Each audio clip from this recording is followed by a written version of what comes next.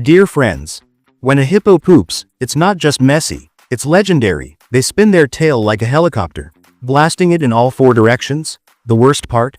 If it hits the river, oxygen levels drop, and fish start dying. This isn't marking territory.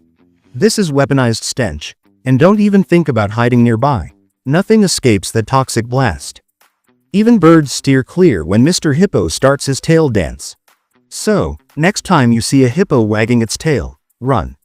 Because when the rotor starts spinning, it's already too late. Keep watching biographies for all, where the wild gets wilder. Thanks for watching.